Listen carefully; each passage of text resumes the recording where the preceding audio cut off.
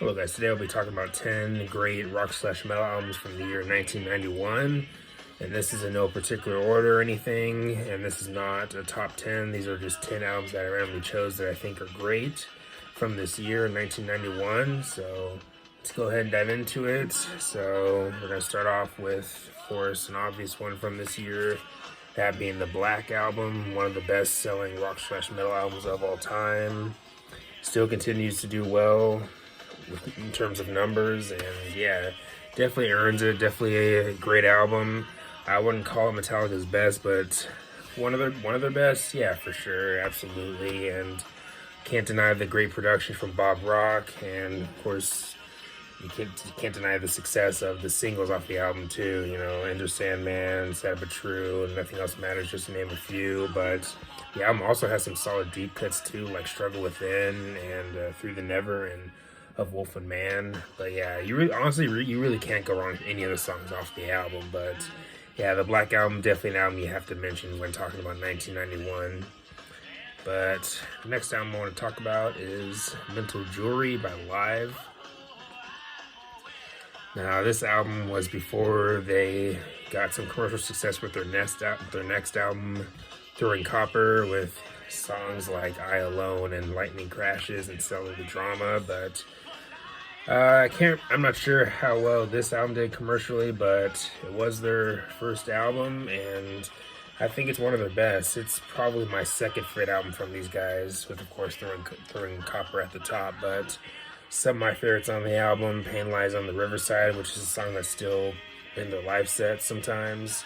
We also have Operation Spirit, Beauty of Grey I also really like, Tired of Me, to me being one of their most underrated songs. I really like the rhythm work in that song especially. The Waterboy is pretty good too. But I will admit the first half is definitely the stronger half. The second half, to me, not as interesting as the first half, but you do have some decent stuff in the second half, though. I mean, again, Waterboy, great song. And probably the album closer, 10,000 Years, Pieces Now. That's another pretty solid song, I'd say. But yeah, overall, pretty good album, and definitely one of Live's best. And if you're into grunge or alternative rock, especially from the 90s, then definitely give Live a listen. Definitely a great band. But next we have Blood Sugar Sex Magic, Red Hot Chili Peppers. Arguably, maybe their biggest album, or if not, one of their biggest. I mean, they definitely had some really good commercial success with songs like Under the Bridge and Give It Away, and many songs off the album are still in their set list to this day. And even the lesser known songs on the album, I'd say, are pretty good too, like Power of Equality and Righteous and the Wicked. Many great songs off the album. It's not my favorite Hot Chili Peppers album. I do think it is one of my favorites, but Californication has to be at the top for me personally. But either way, still a great album, and definitely easily one of their best. Now we're going to go ahead and move on to Van Halen with their album For Unlawful Carnal Knowledge. And this is my second favorite Van Hagar album, 5150 being my favorite, but this album, pretty dang good. Definitely has a share of underrated songs, I'd say, especially in their discography, with songs like Spanked and Judgment Day and In and Out and Man on a Mission. And you also can't go wrong with the singles either, like Run Around and Pound Cake.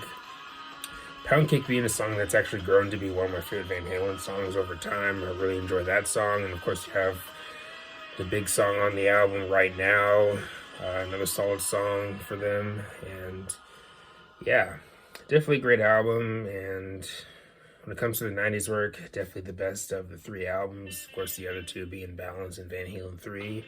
And I do like Balance, but I definitely like this album a lot more. Now to the next album, we have Roll the Bones by Rush.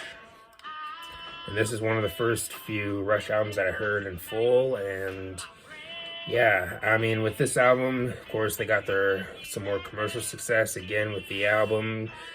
Definitely did commercially better than the previous album, Presto, especially with songs like Bravado and the title track, Roll the Bones.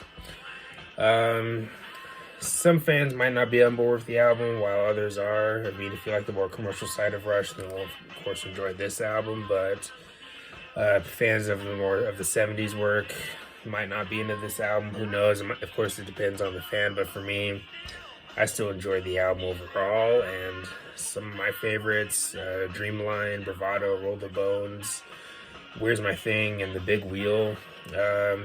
In terms of underrated songs, I'd point to songs like The Big Wheel and Neurotica. Those are two songs that I think are some of Rush's most underrated songs, especially The Big Wheel. Definitely a really catchy song and definitely one of the best songs on the album for me personally. But yeah, definitely a great album, and if you haven't heard this album in a while and you're a Rush fan, definitely give it another listen. Now we have Ceremony by the Colt. And this is a promotional copy. But yeah, I mean, I have seen a little bit of flack for the album. Not a lot, but some. I mean people saying that it's definitely a step down from Sonic Temple, which of course was the previous album.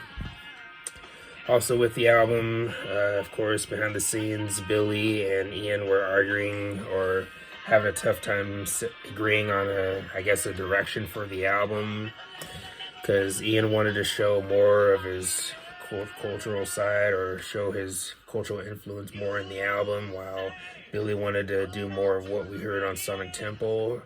So we kind of have a mix of that in the album. But yeah, definitely a pretty good album. I think it's one of the best. Some of my favorites being the title track, which I think is maybe one of the most underrated songs. Of course, Wild Hearted Son and Heart of Soul, and White, which I think is hands down one of the most underrated songs. I mean, if you were to make a top 10 list of most underrated the Colt songs, I think White deserves to be on that list. I really like that song a lot. But we have other great songs.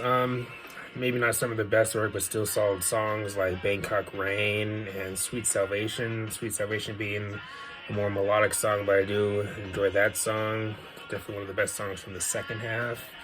But yeah, The Ceremony, definitely a solid album. Now we have Fate's Warning with their album Parallels, going into some prog metal, and this is commercially their biggest album, and of course, many great songs. Some of my favorites being Leave the Past Behind, Life in Still Water, and of course you have the ballad I2I, and Point of View, which is definitely one of their best songs. But yeah, honestly, you really can't go wrong with any of the songs on the album. Now, of course, with any album, there are songs that are better than others, but yeah, I mean, top 3 songs, I don't know, maybe Leave the Past Behind, Point of View, and maybe Life in Still Water. I don't know, but either way, definitely one of Fate's Warning's best. Perfect Symmetry is probably my favorite Fate's Warning album, but this album is not too far behind it, though. So next we have 10 by Pearl Jam. Definitely a big album for them. Commercially, maybe their biggest album. And of course, you had hits like Even Flow and Alive and Jeremy. But even the more lesser known songs on the album I think are pretty good, like Once and Garden and Deep. And also that album closer, Release. That's a song that I've grown to like a lot more over time, because I never really thought much of it during my first few listens or when I was getting into Pearl Jam, but over time I've grown to like that song more and more. But yeah, 10, definitely a classic and definitely an essential when it comes to grunge. And speaking of essentials and grunge, we got Bad Motorfinger by Soundgarden, which is one of my favorite albums of all time. Not a single weak track on it. Even the lesser known songs, again, really were pretty dang good, with Room 1,000 Years Wide and Holy Water and Drawing Flies and Somewhere. But of course, even the hits or the singles off the album I think are still pretty good and still hold up today, like Rusty Cage and Outshined. Outshine definitely hands down being one of their best songs, definitely top 10, maybe top 5, but yeah, And Chris Cornell vocally is just on fire in this album, especially with track number 3, Slaves and Bulldozers. But yeah, definitely a great album. Definitely an album that I had to mention in this video.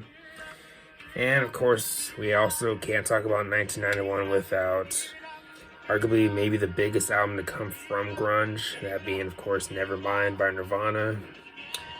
And I'm one of the people that thinks it definitely deserves the praise it gets. I've heard arguments saying that Nirvana is overrated and all that, and I can understand that. I mean, I am one of those people that would rather listen to Alice in Chains or Soundgarden over Nirvana, but at the same time, I still do enjoy Nirvana though, and I do think this album is the best. Some people point to In Utero, but for me, I go with Nevermind. But don't get me wrong, I do like In Utero though. But this album, honestly, not a single weak track on it, at least in my opinion. I do really like the lesser known songs, especially songs like Stay Away and On a Plane. On a Plane, in my opinion, being one of their most underrated songs. I like that song a lot. I've grown to like it more and more over time, and I was also listening to it recently, actually. But when it comes to the more popular songs of the album or the singles, Come As You Are is probably my favorite. Definitely one of their best songs, I'd say. Definitely probably top 5, to be honest. But yeah, all around great album, and definitely deserves its classic status. But anyways, those are 10 albums that I think are great from the year 1991 in terms of rock and metal. Let me know your thoughts on my albums here. Let me know if you can think of more albums from this year that you think are pretty great or pretty good, or however you want to put it. Or, of course, let me know least favorite or favorite songs from these albums that I've talked about and all that good stuff. But anyways, thanks for watching. Please leave a comment and like, subscribe. Have a nice day, and take care.